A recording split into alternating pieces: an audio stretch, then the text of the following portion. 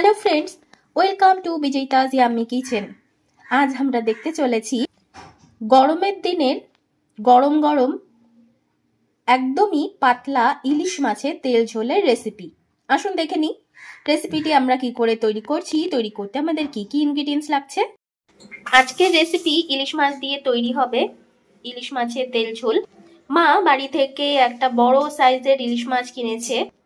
দেখুন মাছগুলোর পেটে একদম ডিম ভর্তি। আর ইলিশ মাছের ডিম খেতে কে না পছন্দ করে বলুন।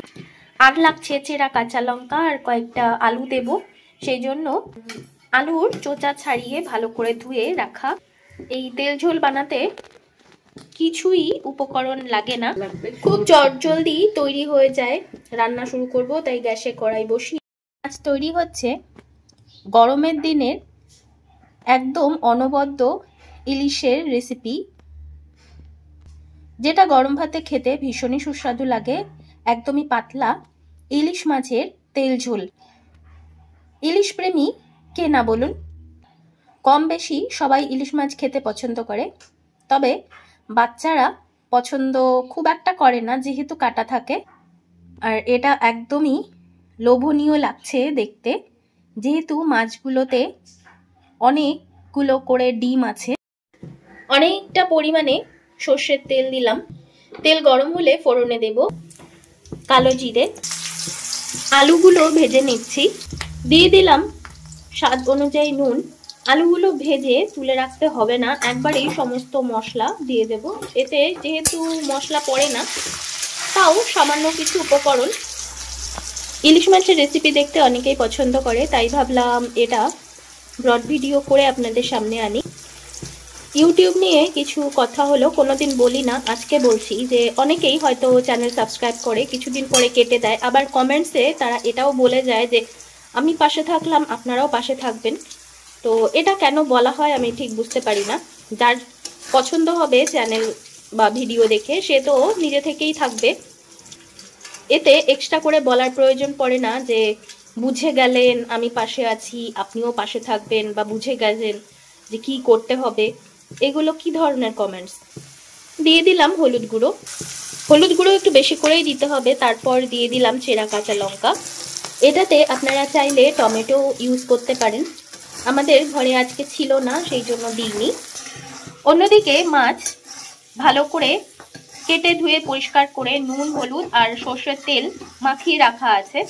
আমরা আজকে এটা ভেজে করব না, ইলিশ মাছ ভাজলে পরে তার টেস্টও থাকে না। আমি বিশেষ করে কাঁচা খেতেই বেশি পছন্দ করি, তাই আমাদের বাড়িতে যে সমস্ত ইলিশ মাছ দিয়ে রেসিপি তৈরি হয়, মা কাঁচা রান্না করারই চেষ্টা করে। ঝোল বেশ পাতলা হয়, সেই জন্য আমরা অনেকটা পরিমাণ ঝোলের জন্য জল দিয়ে দেব। ঢাকা দিয়ে রাখলাম কিছুক্ষণের জন্য। কিছুক্ষণ পর ফিরে আসছি। রেসিপির মাঝে ইউটিউব নিয়ে কিছু কথা বললাম। যেহেতু আমি একজন ছোট্ট ইউটিউবার, তাই আমাকে সবাই বলতে সাহস পায়। আমি অনেক বড় বড় চ্যানেল দেখেছি, সেখানে কেউ গিয়ে বলে না যে আমাকেও সাপোর্ট করুন। ইনফ্যাক্ট আমি কারো চ্যানেলে গিয়েই বলি না, যদি ভালো লাগে ব্যাস এতটুকুই বলে ফিরে আসি। কাউকে বলি না যে নিজের আমার চ্যানেলের পাশেও থাকবেন। তবুও আমাকে এ ধরনের কথা শুনতে হয় কেন? অনেকদিন ধরেই ভাবছিলাম কথাগুলো আপনাদের সাথে শেয়ার করব, আর হয়ে ওঠে না। আজ সম্ভব হলো, তাই বললাম। কেউ কিছু মাইন্ড করবেন না। ঢাকা দিয়ে রেখেছিলাম, ঢাকাটা খুলে নিলাম। এবার নুন হলুদ আর তেল মাখানো মাছগুলো, ইলিশ মাছের পেটিগুলো দিয়ে দিলাম।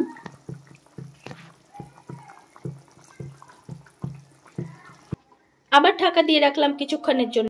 ঢাকা দিয়ে রেখেছিলাম, এবার ঢাকা খুলে নিচ্ছি। হয়ে গেছে দেখুন। এটা গরম ভাতের সাথে খাওয়ার জন্য একদমই তৈরি। এবার গার্নিশ করে আপনাদের সামনে নিয়ে আসছি।